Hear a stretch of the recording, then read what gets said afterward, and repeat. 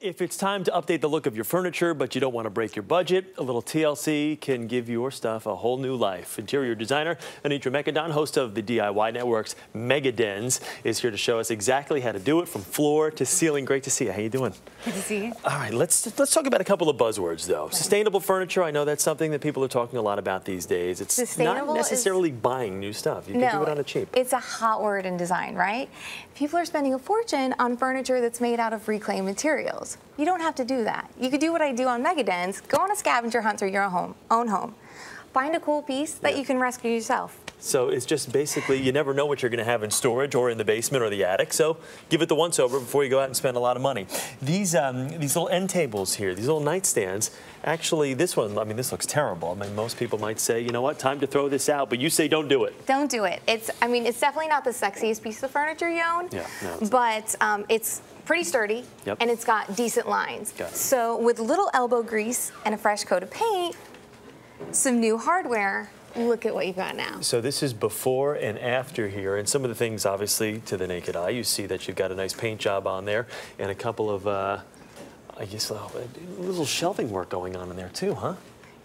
This is great. Now, the color, you want to do something vibrant like that, right? I'm big on color, right? If some people are afraid to put it on the walls, don't be afraid to throw it on the furniture, okay? This is different, though. This has a high gloss automotive finish. Okay. So if you don't want to paint it yourself, take it to your auto body shop. It's super durable. It looks awesome on the furniture, and you have so many more options in auto paint than you do in regular paint. And like we said before, a little surprise inside there too. You can kind of pull this out if you want and do something totally different, huh? You can totally change the look of it just by removing the drawer. Love it. It's actually great. Let's talk chandeliers now, because this, when I see this, kind of boring, kind of old, a little dated. Very dated. So what do I do?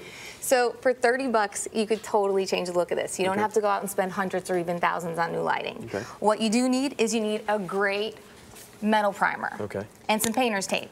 Tape off all your sockets.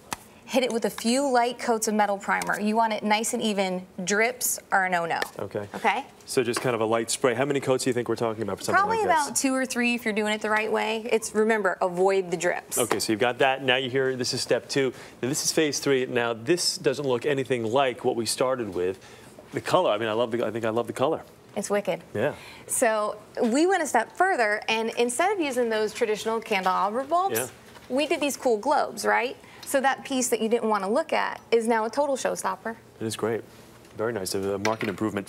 Coffee tables can be traditionally pretty boring items of furniture, but you've kind of found a way of taking a pretty cheap coffee table and turning it into something pretty cool.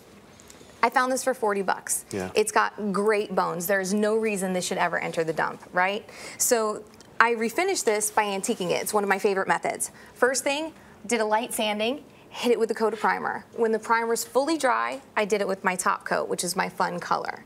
When that's dry, the fun happens. You take the electric sander to it and you rough it all up. Hit the edges. You really want to see the primer coming through as well as whatever the base coat is.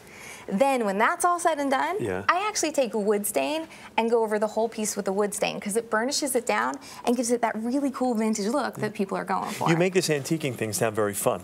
It is. And it's not too difficult. I mean, I've never done this before, but the way you've described it right there, it doesn't sound too labor intensive. I have faith in you. I think you could do it. And you were talking about when you're painting and sanding to all do it kind of in the same direction. Is that true? Go in the same direction. It just helps out the finish when you're done. You can actually see my streaking. And here's another trick. I'm giving you all my tricks, man. It's okay.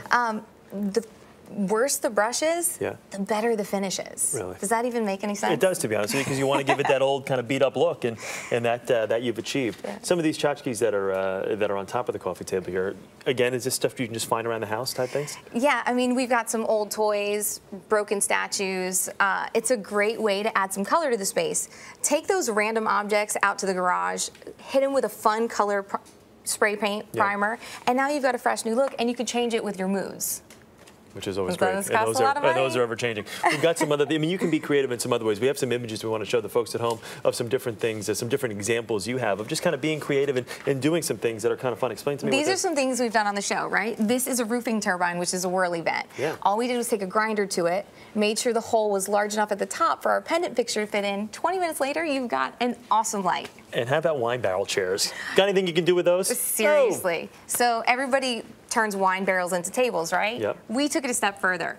We took the Sawzall to it, added some plywood for the tush. Now you've got a really cool chair. Who doesn't like to sit on plywood? And finally, this is great. Look at this, an entertainment center, and that just looks like an old locker you'd find in a high school locker room. Okay, so 40 bucks on Craigslist. Would you believe that? That's great. Turned one of the lockers on their side, added the butcher block top. Now you've got an awesome spot for your TV and all the components. Boy, you are creative, Anitra. Thanks. This is great. Really good to see you. Thanks so much for all these ideas. Super. Anitra Mecadon, Megadens. Tune it in on DIY. Now, for more advice on giving your furniture new life, you can just go to our website, earlyshow.cbsnews.com.